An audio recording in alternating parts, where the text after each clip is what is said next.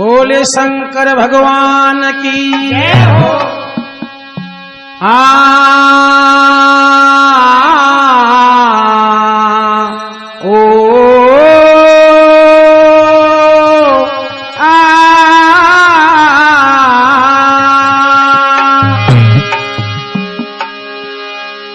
अकरे जैसा कर्म करे दे धारी, अरे वैसा ही फल पाता है। अरे कर्मों के अनुसार जन्म ले भोग भोगनी आता है। कर्मों के अनुसार जन्म ले भोग भोगनी आता है। अनुसार जन्म ले भोग भोगने आता है भाई। कर्मों के अनुसार जन्म ले भोग भोगने आता है। बोलो राम राम राम बोलो, राम राम राम बोलो, राम राम राम बोलो, राम राम राम। अरे भोग भोगनी आता है रे, भोग भोगनी आता है। कर्मों के अनुसार जन्म ले भोग भोगनी आता है। कर्मों के अनुसार जन्म ले भोग भोगने आता है।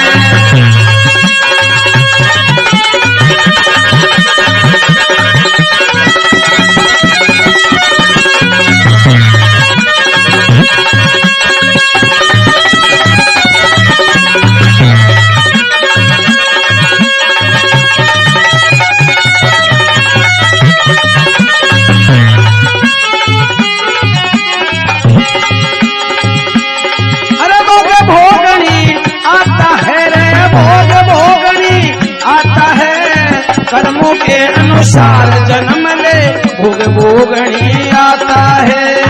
कर्मों के अनुसार जन्म ले भोग भोगने आता है। बताया भजन के द्वारा, अगर जैसा कर्म करे दे धारी वैसा ही फल पाता है। अरे कर्मों के अनुसार जन्म ले फिर भोग भोगनी आता है। देखो देव धनुष नर नाग खग गंधर्व किन्नर कोई भी हो, सबको कर्मों का भोग भोगना पड़ता है। चाहे भगवान क्यों ना हो, उसको भी संसार को शिक्षा देने के लिए कर्मों का भोग भोगना पड़ा है। 84 लाख योनि बताई हैं। जैसा कर्म करेगा उसी को उसी के अनुसार ये शरीर मिलेगा।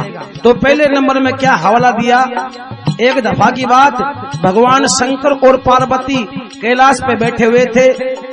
सामने से एक कामधेनु गऊ जा रही थी। उस कामधेनु गऊ के पीछे पीछे 5 सांड भी जा रहे थे। तो पार्वती उनको देख करके उनकी हंसी उड़ा देती है, उनकी मजाक कर देती है। तो कामधेनु गौ माता को क्रोध आ गया। उसने पार्वती को श्राप दे दिया कि पार्वती तूने मेरी हंसी उड़ाई है, जा मैं तेरे को श्राप देती हूँ, अगर तेरे भी 5 ही पति होंगे। तो देखो पार्वती घबरा जाती है। भगवान शिव से कहते हैं भोलेनाथ ये तो बड़ा अनर्थ हो गया, कामधेनु गऊ ने मेरे को श्राप दे दिया। बोले तूने कोई गलती करी होगी। बोले नहीं भोलेनाथ कोई गलती नहीं करी। बोले नहीं सही बता पार्वती क्या बात हुई।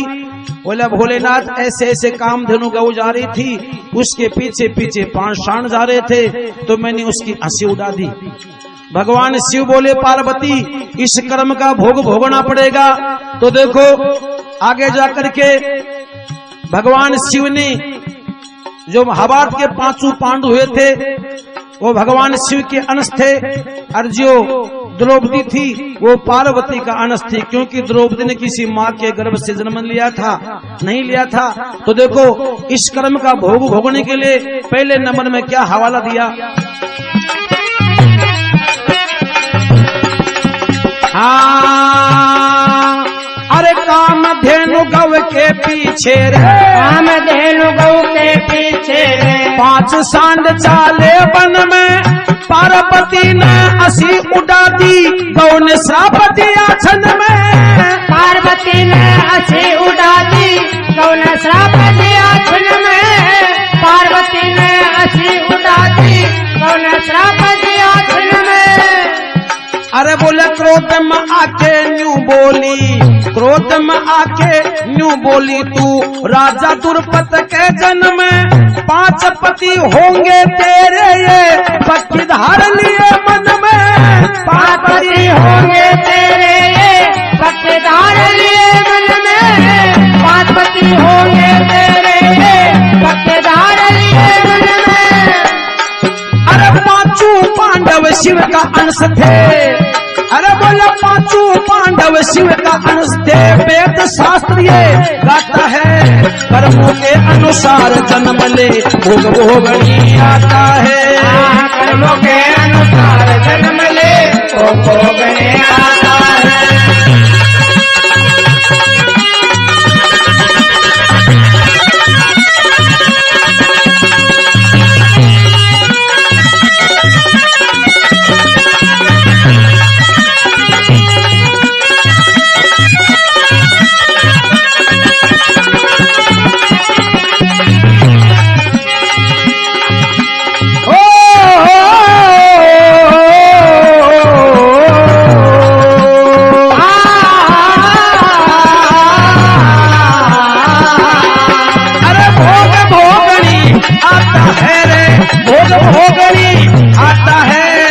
कर्मों के अनुसार जन्म ले भोग भोगनी आता है।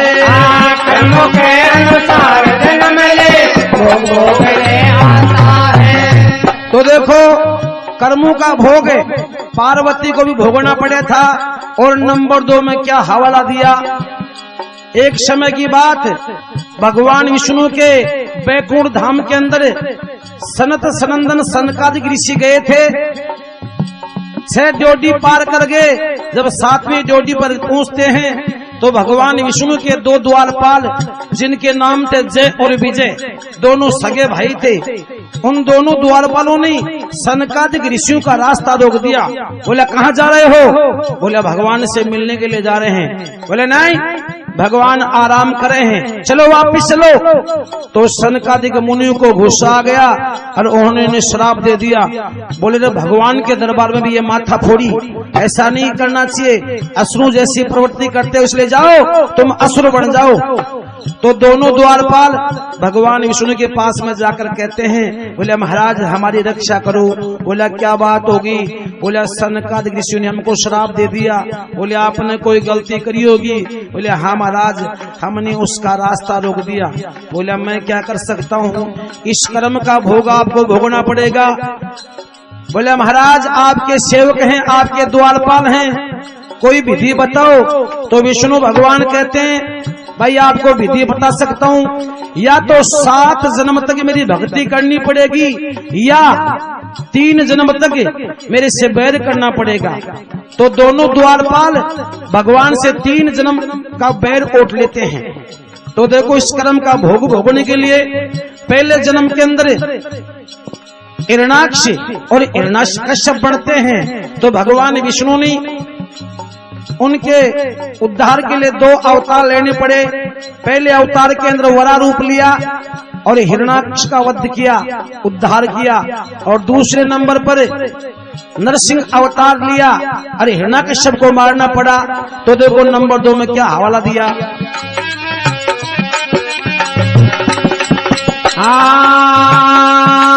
अरे जय विजय 2 द्वारपाल भाई, जय विजय 2 द्वारपाल भाई। अरे हर का रास्ता रोक दिए, सनकादिक मुनियों को देखो जो के ऊपर टोक दिए। सनकादिक ऋषियों को देखो जो के ऊपर टोक दिए। सनकादिक मुनियों को बोला जो के ऊपर टोक दिए। अरे क्रोध में आके श्राप दे दिया। अरे बोले क्रोध में आके श्राप दे दिया, आवागमन में झोंक दिए। अरे भूमंडल का राज करो तुम्हें भेज मृत्यु लोक दिए। भूमंडल का राज करो तुम्हें भेज मृत्यु लोक दिए। भूमंडल का राज करो तुम्हें भेज मृत्यु लोक दिए।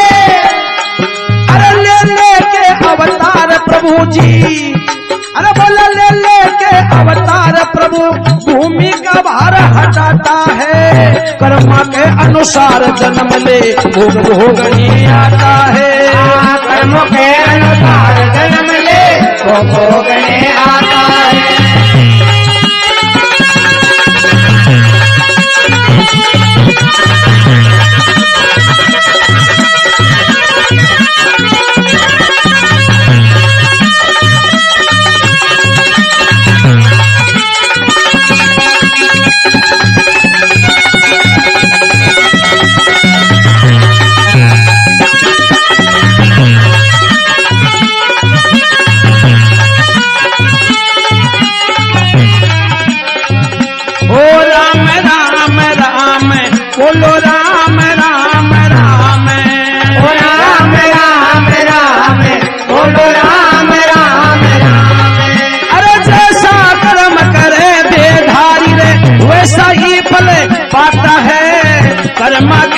अनुसार जन्म ले भोग भोगनी आता है। कर्मों के अनुसार जन्म ले भोग भोगने आता है। कहने का मतलब है भगवान के द्वारपालों को भी कर्मों का भोग भोगना पड़ा, तो हम सांसर्ग जीव तो कैसी बात है। नंबर 3 में क्या बात बताई, एक जंगल के अंदर आहू का और आहू के नाम का भील भी रिया करते थे। एक बार एक ऋषि उनकी कुटिया पर आता है और आकर बोले, भाई मैं 15 दिन से भूखा हूँ, मेरे भोजन का इंतजाम करो। भील ने कहती है, भील से बोले, पतिदेव कुटिया के अंदर अनाज का एक दाना भी नहीं है, थोड़े वो चावल बच रहे हैं। ऋषि जी बोले चावल दे दो। बोले वो नहीं दे सकती, क्योंकि खाने के बाद जो शेष बचे झूठे वो चावल मेरे पास हैं, इनके अलावा कुछ भी नहीं है।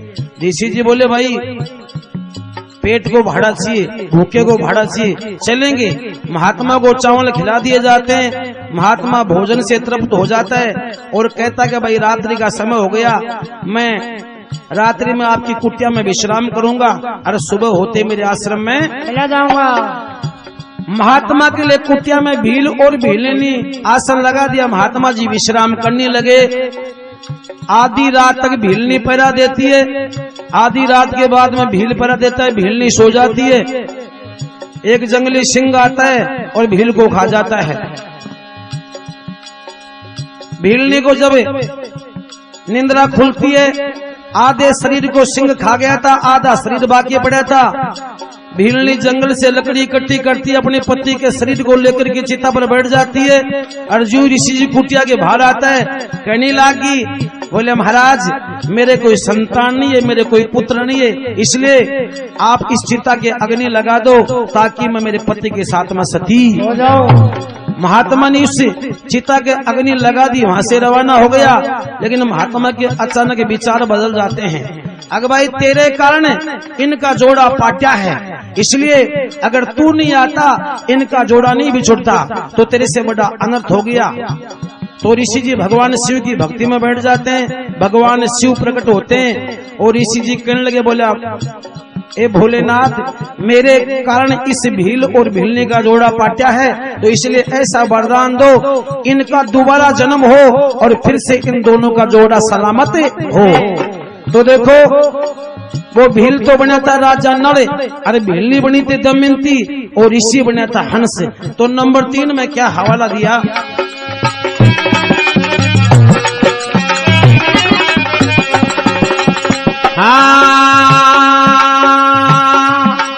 अरे भील बना था राजा नल रे, भील बना था राजा नल रे, निषिद्धपुर में जन्म लिया, बनी भीलनी दमयंती जो कुंदनपुर में जन्म लिया, बनी भीलनी दमयंती जो कुंदनपुर में जन्म लिया, बनी भीलनी दमयंती जो कुंदनपुर में जन्म लिया। अरे हंस बना था ऋषि राज वो, अरे बोले हंस बना था ऋषि राज, ताल सरोवर जन्म लिया, ऋषि की भक्ति पार उतर की राजा के घर जन्म लिया, ऋषि की भक्ति पार उतर की राजा के घर जन्म लिया, ऋषि की भक्ति पार उतर की राजा के घर जन्म लिया। अरे बोला चोट मिला दी पार उतर की, अरे बोला चोट मिला दी पार उतर की, यही जगत का नाता है, कर्मा के अनुसार जन्म ले भोग भोगनी आता है, कर्मों के अनुसार जन्म ले भोग भोगनी आता है।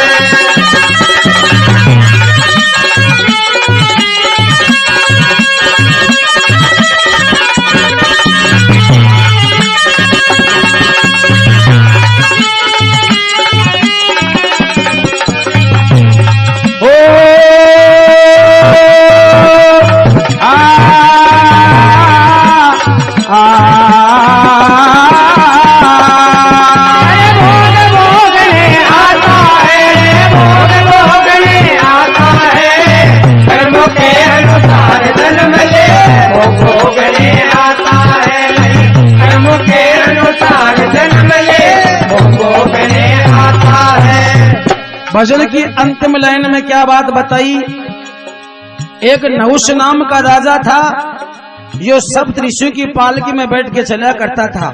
इतना धर्मात्मा था, लेकिन उससे भी एक छोटी सी गलती हो जाती है, जिसकी वजह से उसको भी अजगर बनना पड़ा।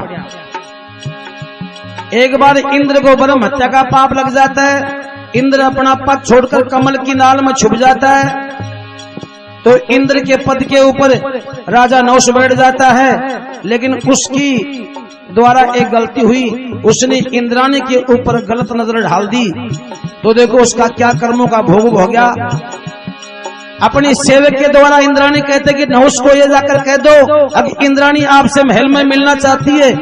राजा नहुष पालकी में बैठ करके जब इंद्राणी के महल के लिए रवाना होता है, तो दत्तात्रेय ऋषि के लात मार दी, बोले रे जल्दी चल।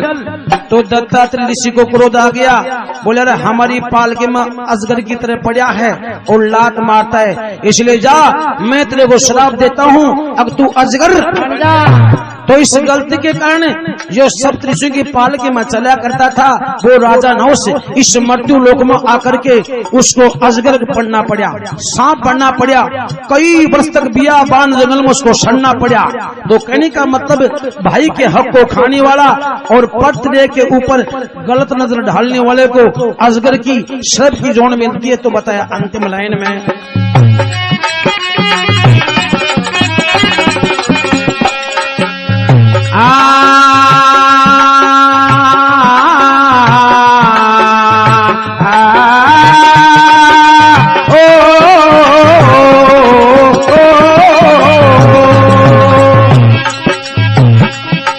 अरे नहुष भूप गिरा स्वर्ग लोक से, भूप गिरा स्वर्ग लोक से, अरे नहुष भूप गिरा स्वर्ग लोक से, अरे करणी में भंग पड़ गया था, इंद्राणी पहली तट गाती, सारा ढंग बिगड़ गया था।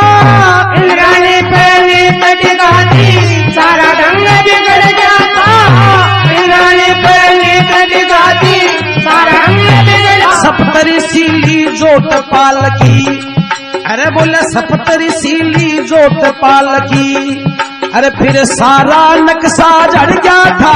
कई साल पड़ा सर्प जोड़ में, कई साल पड़ा सर्प जोड़ में, बियाबान में सड़ गया था। कई साल पड़ा सर्प जोड़ में, बियाबान में सड़ गया था। कई साल पड़ा सर्प जोड़ में, बियाबान में सड़ गया था। अरे लक्ष्मी चंद सबके कर्मों का, देखो इतनी सी भी गलती करोगे उसका दंड भोगना पड़ेगा, और उस भगवान के दरबार में सबका खाता है, जो जैसे करेगा वैसा भरेगा। तो बताया अंतिम लाइन में,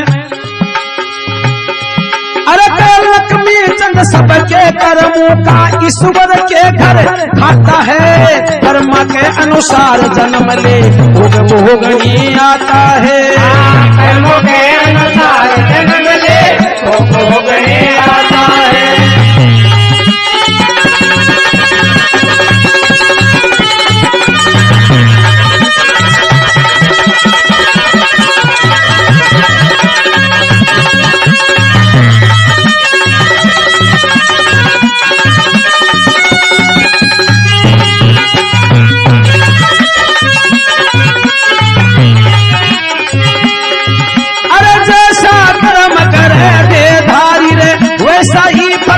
पाता है, कर्म के अनुसार जन्म ले भोग भोगनी आता है।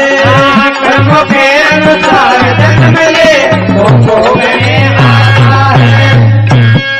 बोले भगत और भगवान की, बोले गौ माता की।